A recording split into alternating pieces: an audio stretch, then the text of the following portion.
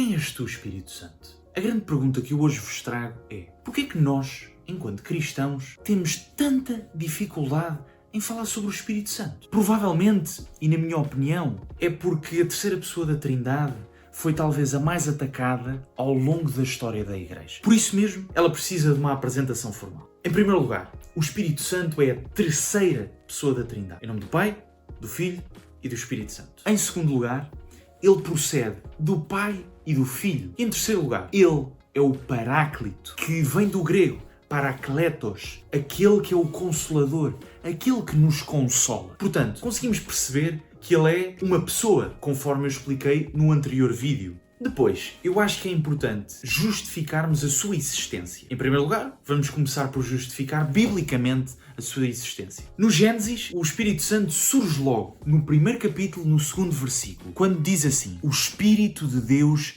movia-se sobre a superfície das águas. Portanto, conseguimos perceber que toda a criação, Deus Pai apenas o consegue realizar também através do Espírito, do seu próprio Espírito. Depois, ele é fundamental na palavra dos profetas. E aqui o exemplo mais frequente que se dá, e eu acho que também vocês podem compreender, é o do profeta Ezequiel.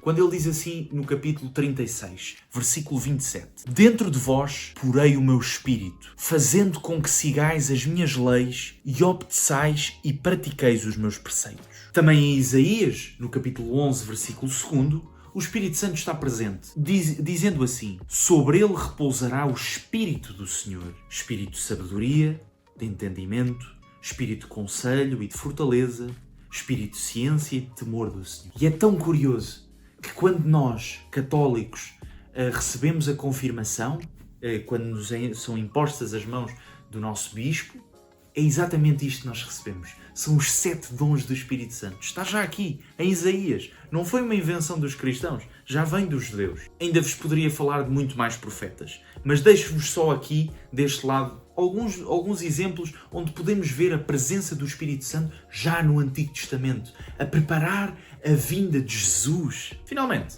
no Novo Testamento, aí é que vemos uma presença direta do próprio Espírito Santo. Em primeiro lugar, Jesus fala dele, por exemplo, em São João, capítulo 16, versículo 7, em que ele diz: é melhor para vós que eu vá, pois se eu não for, o Paráclito não virá a vós, mas se eu for, eu vos-lo enviarei. Também conseguimos vê-lo nos Atos dos Apóstolos. Logo na Igreja Primitiva, conseguimos perceber que o Espírito Santo é o Espírito que dirige desde cedo a sua Igreja.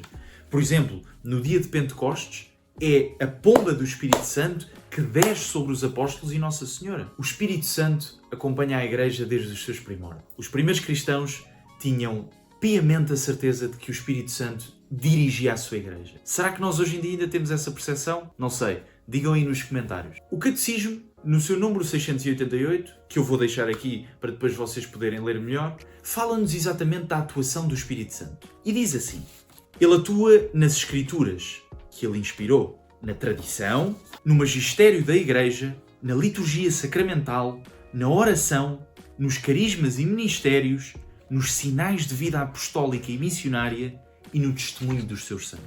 Portanto, uma coisa que nós temos que compreender é que se realmente queremos ser santos, nós precisamos do Espírito Santo nas nossas vidas.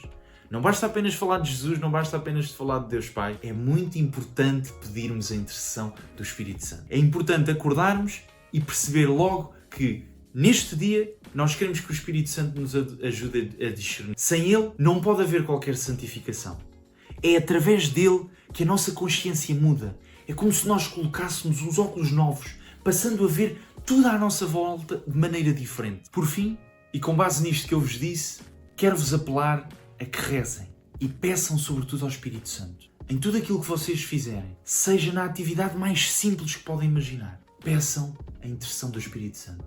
Porque vão ver, e eu garanto-vos, que as coisas mudam. É completamente diferente quando pedimos a intercessão do Espírito Santo. Por isso mesmo, eu deixo-vos aqui nos comentários uma oração, para que vocês façam no vosso dia-a-dia. Façam acompanhados ou não se esqueçam é de fazer. E rezem-na com muita fé. E eu agora vou aqui rezar convosco para também pedir a intercessão do Espírito Santo para este vídeo, para este canal e para todos vocês. Em nome do Pai, do Filho e do Espírito Santo. Vinde, Espírito Santo, enchei o coração dos vossos fiéis e acendei neles o fogo do vosso amor. Enviai, Senhor, o vosso Espírito e renovareis a face da terra, e tudo será criado. Oremos.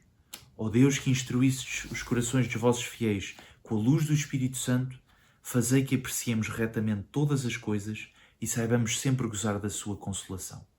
Por Cristo, Senhor nosso. Amém. Pai, do Filho e do Espírito Santo.